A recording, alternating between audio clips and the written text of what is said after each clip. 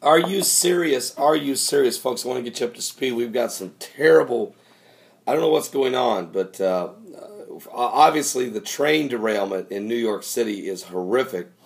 4 dead, 63 injured, and 11 of them serious. And but also Heidi I just woke up from a nap, of course, battling this horrific cold. And Heidi says to me, Paul, you've got to understand we've had a terrible situation developing in Massachusetts. Well, I didn't know this.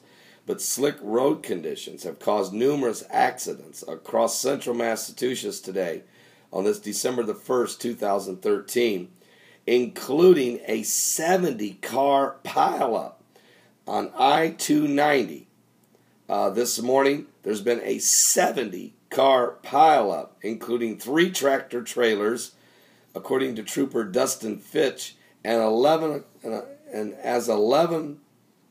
this morning, state police have reported minor injuries for 30 people injured on a stretch of I-90 near exit 14, Worcester, Massachusetts. Now, this multi-vehicle crash occurred, remains closed, of course, the traffic does. It's a horrible accident. Again, 30 people injured.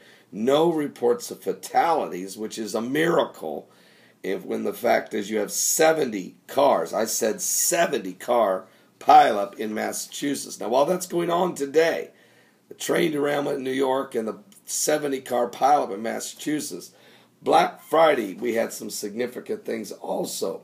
In Scotland, I want to thank David Craig for this report, but 8 people were killed as a police helicopter crashed into a Scottish pub, killing 8 and injuring 14 others when the police helicopter crashed into the roof of a packed Glasgow pub there in Scotland, trapping many inside, choking of dust and debris.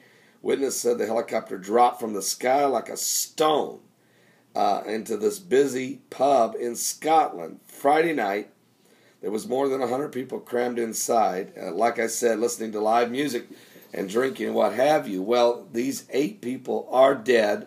14 remain in the hospital with serious injuries. This took place on Black Friday in Scotland. But while that was going on in Scotland Friday night, there was a horrible bus inferno as a bus caught on fire in Russia. They're in Siberia at a Russian city. The bus driver, though, and his 30 passengers jumped off the bus as it was rolling. It was engulfed in flames, and they jumped out while it was rolling, because the bus driver jumped out first, I guess. And a miracle, folks. This is a miracle, but all 30 people got off the bus. The bus was consumed in the inferno, as you can see here in this picture from Russia today. So, are you serious? Now, this happened on Friday. So, these are some of the events taking place in this apocalyptic hour. And I can tell you, Comet Ison is... we're continuing to monitor Comet Ison. It looks as if Comet Ison, I don't know how it's going to slowly probably break apart. There's 2 big rocks. There's some smaller ones, a lot, millions in the middle.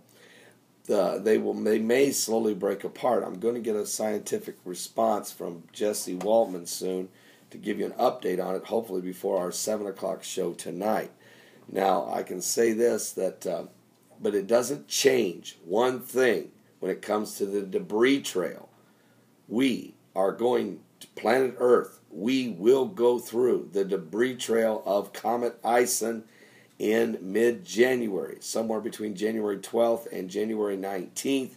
During the 7 days of passage, we will have to pass through this debris trail, which may actually be a greater debris trail than we anticipated, because of the fact that Comet Ison has broken up. Instead of that being a big rock out in front and us going through the tail, if the Comet Ison breaks up into pieces and falls back into the debris trail, then we wind up going through it as well, which could still create a situation similar to what was mentioned by John in the book of Revelations, chapter 8.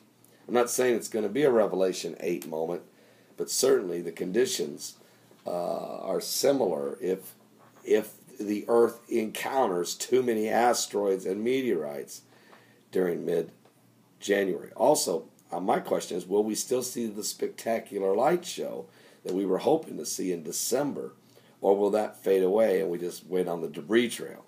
I don't know yet. We'll keep you up to date. We'll hopefully have some more information for you tonight on that. 7 p.m. is our show. I'm going to try to go at least an hour, maybe an hour and a half. We'll see how we're feeling. We're very ill. I've been resting the last couple hours. I just woke up, and my wife told me, she said, you might want to know there's some serious problems now in the roadways of Massachusetts. So stay off the roads over there, guys, until they get everything cleaned up, okay? Pray for all the families of the injured and the dying. We still got the Middle East to talk about tonight with John Kerry on his way to meet with Benjamin Netanyahu.